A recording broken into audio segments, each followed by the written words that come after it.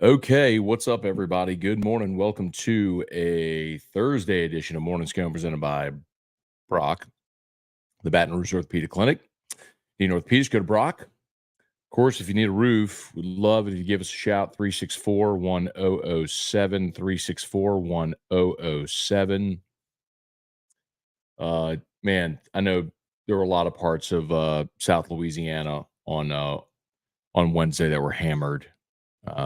Slidell was leading the national news with all of the tornado damage. So first and foremost, you know, our thoughts and prayers and concerns are with everybody that was in the path of the storm. And if we can help get the word out about anything in any way, let us know. And obviously, if you know, we'll have plenty of crews in that area and all across the 10-12 corridor. So if you have a roof issue, you can give us a shout. We'd love to help.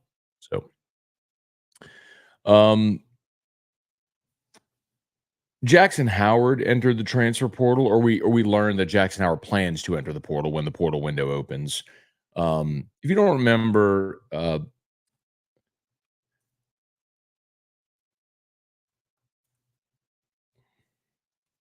Howard was a four-star defensive end um, from St. Paul, Minnesota. He was the number 120 overall player in the country. He was the 16th best defensive end. He's a good prospect.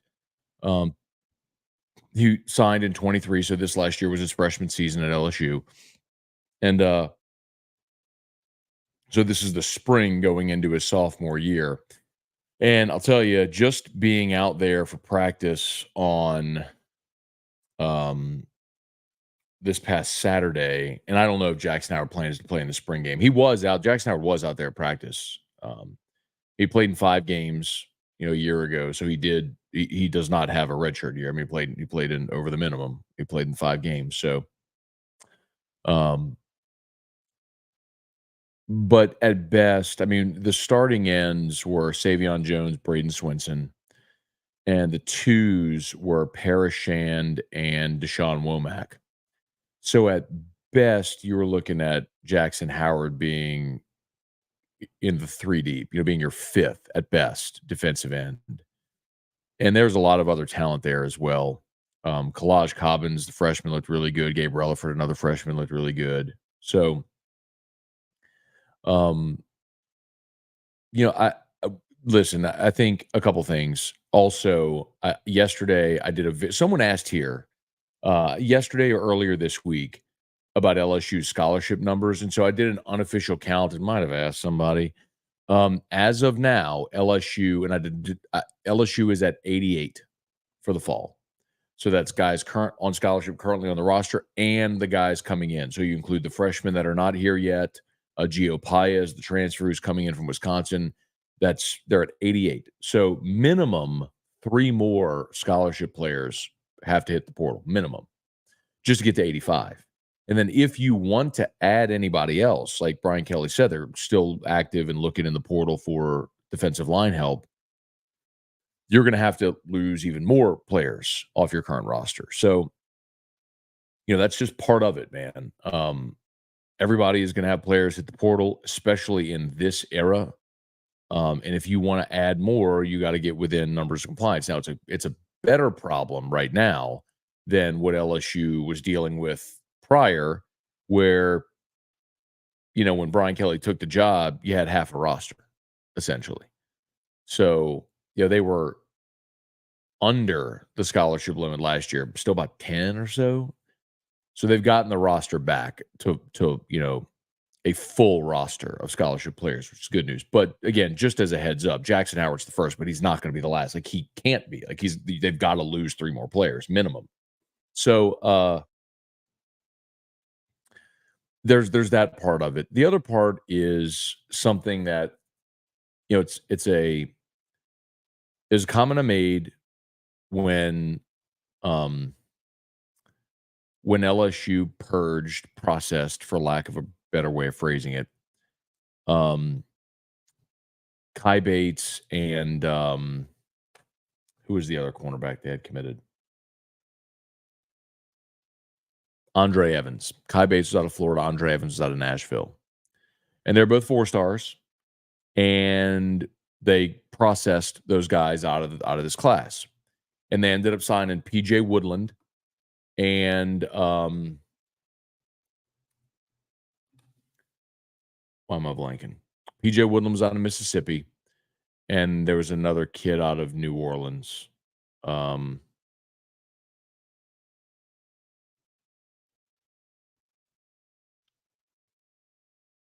Bernard Causey. That was it. And they had Wallace Foster already committed out of East End and Juwan Johnson out of Lafayette Christian LCA. But they took Bernard Causey and PJ Woodland. Well, those were 3 stars. Well, by the way, PJ Woodland's running with your 1s right now. And the point I made was this is the difference between Brian Polian being your recruiting coordinator and Frank Wilson being your recruiting coordinator. One is a Notre Dame mentality. One is an LSU mentality. And it's not to say it's good, bad, right, wrong. They're just different. When you're at Notre Dame, you have to recruit nationally. There's no talent in Indiana. So when Notre Dame puts its class together, you have to get on a plane to go see every recruit that you sign. At LSU, just recruit your state. You know what I mean? Like the fact that LSU, because the example I gave with the cornerbacks was Jeremiah Hughes. And I don't mean this to be, I say it, I want to clarify this because I know this is always going to be the first time somebody hears this. So I always want to clarify. Jeremiah Hughes is a 3-star out of Bishop Gorman in Las Vegas. Think about the resources LSU invested to put coaches on a plane, to go to Las Vegas to recruit Jeremiah Hughes, while Bernard Causey was in New Orleans. What do you do? Like, shake a tree and find a 3-star cornerback in Louisiana. There's no reason to invest those resources. So all that to say, it's similar with Jackson Howard. So Jackson Howard's a 4-star defensive end. It was at St. Paul, Minnesota. Look at LSU's signing class this year. Gabe Relaford, Shreveport. Ahmad Bro, Ruston. Kalaj Cobbins, Destrehan. 3 edge rushers, all from Louisiana. All dudes that grew up wanting to play at LSU, aching to play for LSU, to wear the purple and gold, get to play in front of their family, all that sort of stuff. You don't need to go to St. Paul, Minnesota. If you have an opportunity to sign the number 1 quarterback in the country and he's from Michigan, yes, you get on a plane and you go recruit Bryce Underwood. If you have a chance to sign the number 1 cornerback in the country and Eli Ricks, yes, you get on a plane and you go to Los Angeles and you recruit that kid. Of course you do. Patrick Peterson down in Tampa. Of course you do. Jackson Howard? Jeremiah Hughes? Like, that's an illustration of the difference between Brian Polian and Frank Wilson. Brian Polian did not understand Louisiana, this state. Frank Wilson does. Just recruit the state. There's dogs everywhere in the state. Get them. So Jackson Howard will hit the portal. I think LSU is going to be just fine at that position. And I think you're continuing to see the evolution back to the way it was, how LSU recruited here. And you're going to start to see much better talent defensively as a result. Okay, let's say some good mornings here. Brett Gidry, what's up? Y'all please smash the like button. Brian Wynn, Wendell Norman, what's going on? Larry Garner, Jesse Brown, good morning. What do the Pels have to do to hang on to the 6th seed? 3 games to play. They've got Sacramento tonight. You got Sacramento, Golden State in LA. They should beat Sacramento tonight. I don't know that I feel great about them beating Golden State, and then they're home against LA. And at that point, LA may be resting everybody anyway. So it may come down to winning that last game against the Lakers at home to solidify the 6th seed. So 2 would do it, right? Because you're a game ahead of Phoenix right now. So you're a game up with 3 to play. So 2 wins does it.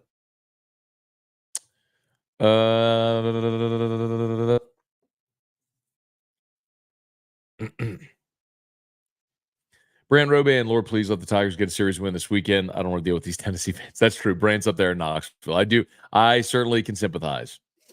Darren Mayer, what's up? Mark Vitanovich, can Pels make it to the playoffs? Absolutely. Go win. You got to go win tonight. Cajun Country, good morning. With BI coming back, could the Pels really make some noise in the playoffs? Teams do get hot in the playoffs. Yeah, good interview yesterday if y'all missed it. we talked to uh I'm trying to think of the pun I used. It's Kurt Heelan is his name. He's NBC Sports national basketball writer. I was using things like healing, but healing, like anyway, whatever. Had a really good convo, and he basically said, "Look, the West is the Nuggets, and then everybody else. So anybody could certainly make a run. The benefit for the Pels is they're very likely going to be on the opposite side of the bracket of the Nuggets. And when the Pelicans have been right, they've looked awesome, and they're going to get Bi healthy. And so if they're looking right and looking like the team that's at times looked awesome this year, yeah, they can make a run. Candidly, if they end up as the 6th seed and they open up with OKC, I don't love that matchup. Pels have struggled with OKC, but the difference is the Pels are a more veteran team. Even though they feel like a young team still, they're a more veteran team than OKC. And even though OKC's got Shea Gilgeous-Alexander, the Pelicans are probably capable of winning that series. I'm not saying I feel super confident about it, but yeah. I mean, goodness gracious, if you win that one, you manage to get the Clippers, you own the Clippers. So, yeah, I like it. Dalton, let's see. Morning, Matthias. How's the renovation of Tiger Stadium coming? Drove by a week ago and couldn't believe the scoreboard was gone. I have no idea how it's going. Deborah Coward, good morning. Lowell Cormier, what up? Daniel Roof, morning, Matt. How much improvement do you see in special teams for LSU this year? I can't tell you, Daniel, that there's any reason for me to believe they're going to be dramatically improved. I wish I could, but I can't. Slade Nagel's there, handling special teams, but it's also not a full-time special teams coordinator position. It's divvied up duties still. I hope they're better, but I can't tell you there's any reason for me to believe that they will be. Kelly Gross, good morning. Jason Horn, good morning. Brant Roban, I made a bet with my coworker here in Knoxville that Brian Kelly would win a natty within 5 years. Do you think I'm going to eat crow, Matt? I mean, look, Nick won his in year 4. Les won his in year 3. Ed won his in year 3. So, I mean, it maps, that you should hit it at that rate. The one thing we don't know, Brant, is the one thing we don't know for certain is how things are going to look with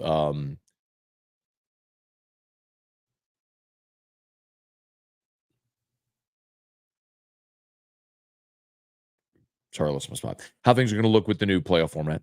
So, with a 12 team potentially expanding beyond that, even still, how does that look? How do you fare in that type of a system? I don't know. I think obviously with an expanded playoff, you have better odds of getting in now, and you can't win it if you don't get in. So practically speaking, you have a better chance because you have a better chance of getting in. But once you're in, can you win it? So, maybe a way to say it is like if I had to bet, would I bet they win it? So that means you got 3 more years, this year, next year, and the following. Yeah, I mean, I would. I'm just playing history of the last 3 coaches. They've all done it within 5 years. So, yeah, I mean, I think it's I would bet more against it than not. I'm not telling you I would go bet everything I own on it. Bailey, Jaden and Malik were on a live together. Asked about Brian Thomas going to the Saints. They laughed. Go watch the clip. Okay. Brett Gidry, do you think the helmet radios change anything about the offense? Uh, no, I think no. I don't think it changes anything. I just think it makes communication easier. The one concern is obviously when you have technical issues and you can't hear the call in your head or whatever. So you got to make sure that you have like hand signals as a backup or something like that. But I don't think it changes the offense. Kenneth Poole, good morning. All right, get to catch a live show again. Brett, did you finish Curb? I have not finished Curb. We kind of had a busy week this week. Just had some unexpected family stuff that's kind of knocked us off our schedule. And obviously, yeah. So, by the way, our power is still out. Shout out. Thanks to a whole home generator. Like, we still don't have power in our neighborhood, nor do we have internet. So I'm using a hotspot on my phone to power this, and our Generac is powering our house. So I'll tell you again, if you've ever thought about getting a generator, you really should call Optimize, a great new sponsor on AFR. They are Louisiana's number one Generac dealer, financing available, all that stuff. I know everyone wants a generator. Who wouldn't want a whole home generator? Of course you do. Everyone does. There's two questions. Can you afford it? And who should you call? Well, the can you afford it thing, I mean, Optimize offers tons of financing options. So if you can't pay cash for it up front, you can finance it to where anybody could afford it. That's number one. Number two, I was blown away by Optimize when I went and met with them.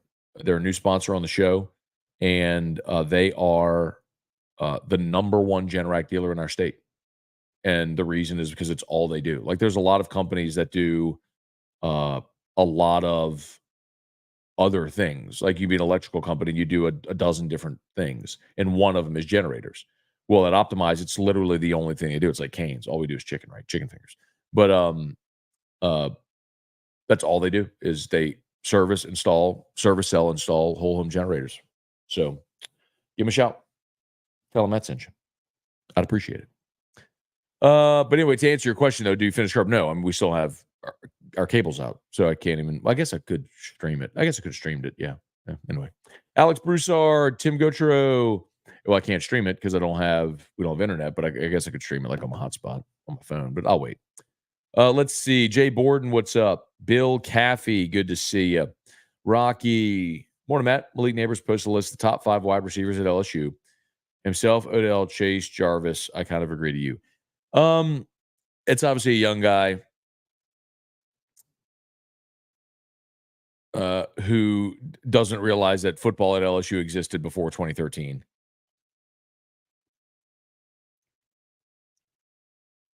I don't know how you omit Josh Reed, who's a Blitnikoff Award winner. Eddie Kennison was a first-round draft pick as well, who played a long time in the NFL. I mean, Eric Martin still held records at LSU that Malik just broke. So, who do you take off the list? I don't know. I think there's a big difference between, who was the best, the most talented, who went on to the best NFL career, who had the best college career. But if you're just talking about LSU, you can't have that list without Josh Reed on it. Period. Michael Clayton was a first-round pick. Was awesome. Was a freak show at LSU. Won a national championship. Tiger Diver. Morning, Scone. Can the Bad News Birds get it done? Yes. Ronnie Duga, Taylor Hudson, Christian. Any update on Ocho? Should give me out for the draft party. I wonder if we could. That would be awesome. Not a bad idea. He might be doing something probably working for the draft, but I'll hit him up. I do need to follow up. So, Rick, let's see. Coaches make a lot of money for these decisions, so they know more than me. But Perkins' inside last year wasn't always effective. He's so talented. Do we take a chance in his probably last year? Well, Rick, it's not do they are. I mean, Harold Perkins wants to play off-ball linebacker. He's thinking in terms of how he can be a 3-down linebacker in the NFL. And so if you're the coach, you make the decision. Do we let this guy have an opportunity to play the position he wants to play, or does he leave? Because Harold Perkins would have left. And so you keep Harold Perkins, and then you get creative with the way that you use him. So make him the best off-ball linebacker he can be with reps, and then in third down and pass rush situations, put him on the edge, let him rush. Abner Neal, what's going on? Matt Plavidal, morning. Didn't have to swim or fly away like Mary Poppins. Good. I'm glad. James McKinney, good morning. It's my birthday. All right, James, happy birthday, man. Hope it's an awesome one. I'll raise my smoothie to you. Cheers to you, James McKinney. Hope it's an awesome birthday. James Avery. Yeah, Jason has Josh Reed, Michael Clayton.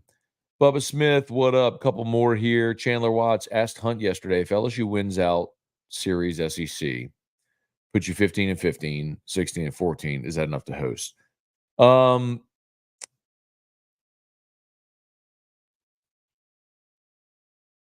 So no. Well, the answer is it obviously depends on the rest of the country and the rest of the conference. But last year, remember Tennessee started 5-10. They finished 16-14 in the conference and traveled. They went to South Carolina and won South Carolina's regional. So 16-14 um uh didn't get Tennessee a host site last year. So I would think you'd have to get to 17, which means you're sweeping series here. And I don't think that's possible. Brent, good morning. Wendell Davis, another great receiver, no doubt. Has JD visited Chicago? I think he's supposed to this week. Brent, I thought I mentioned Wendell Davis. I think I just mentioned Eric Martin. My mistake. I should have mentioned Wendell because it wasn't Eric Martin. It was Wendell who had the career receiving record that Malik just broke. So, yeah, Dwayne Bowe, Buster Davis was a first rounder. We can go down the list. Long list of great receivers at LSU. Anyway, okay, y'all. Questions are done, and we are done. I need to get Drew up, get him out of school anyway. So thanks so much for being here as always. YouTube, do me a favor, smash that like button, subscribe up to the channel. Facebook, like the Matt Scone page, share the post. Y'all remember, get to Brock's website. If you have kiddos that play sports, they're offering free physicals to get your student athletes ready. So that event's coming up. I'll give you more details, but you can get the info at brortho.com, brortho.com. Okay, and remember, if you got roof issues, give us a shout. You, someone you know, friends, families, coworkers, neighbors. We are fully functional, operational, ready to roll. Same crews, Tilly, Terrio, Joe, me, all of us just excited to very soon be able to tell you our new brand name.